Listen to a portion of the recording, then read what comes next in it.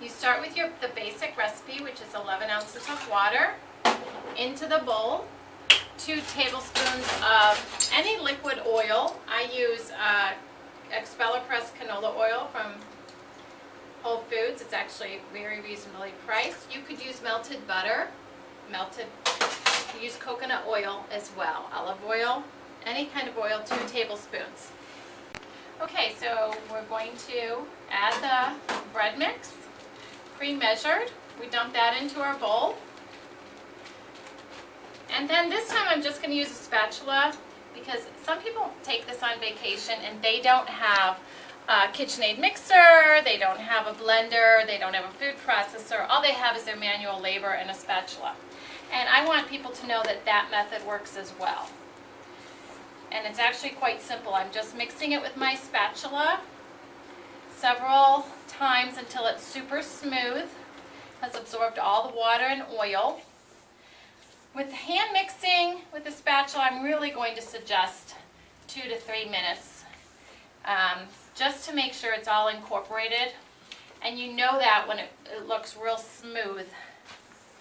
My cameraman just reminded me that I was supposed to demonstrate the flavor pack of the Italian herb.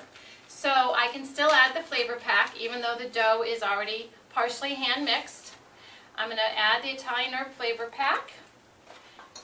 It looks like that, and I'm going to incorporate this into the dough.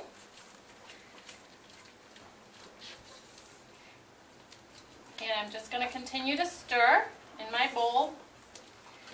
I have a nice strong spatula which actually helps a lot. These are about 4-inch long. So I would choose your sturdiest spatula for the hand mixing method. Wooden spoon, might get a little sticky on the spoon unless you sprayed the spoon with some canola oil first. Okay, so I feel like that dough is just perfect. So that's pretty much how the bread dough will look after you hand mix it. It is like a thicker cake batter, not quite bread dough, traditional bread dough, like a thick cake batter.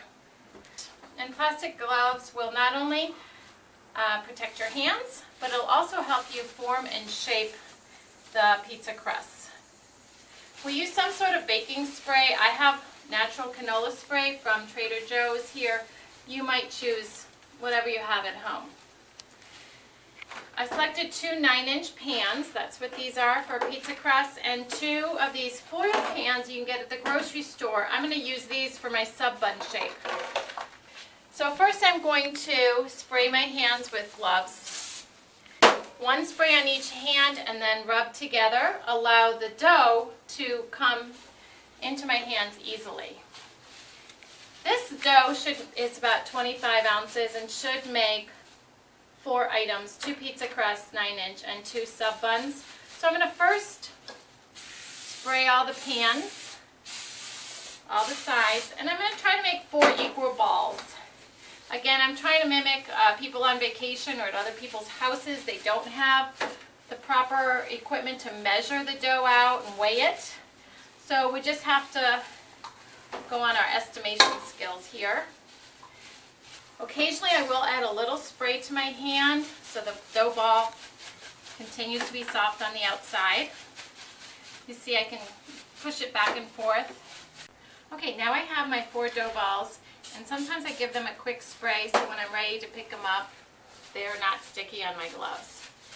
Okay, so I put the ball in the center of the circle and I press it to the outside corners. Once it reaches the outside corners, then I just start turning and pressing until the dough is even. It doesn't take much effort. It spreads pretty smoothly this way. You will see occasionally a thin spot where the bottom of the pan is showing through. That's no problem. You just put the dough, push the dough over it, and it covers it up, and you'll get a nice even crust that way. Okay? Now for the sub buns. These sub buns are awesome because they're 7 inches, very satisfying size, and Subway has been known to take them, put them on protective paper, and pop them in their own ovens upon customer request. I take the dough ball and put it into more of a hot dog shape and then press it into my pan. These are 7x3 pans, so your sub will come out to be a 7x3. And you just pat it and press it and into place. Okay, just to review, one of the 5 bread mixes that came in the bulk mix produced 2 pizza crusts and 2 sub rolls instead of the traditional sandwich loaf. I also added the Italian herb blend towards the end of the process and divided the dough into 4 equal portions and then pressed them into shape. These I will set aside for 40 minutes to rise, and then I will bake them according to the directions, which is 400 degrees. About 10 to 12 minutes for the small pizza crust and about 20 to 25 for the sub buns.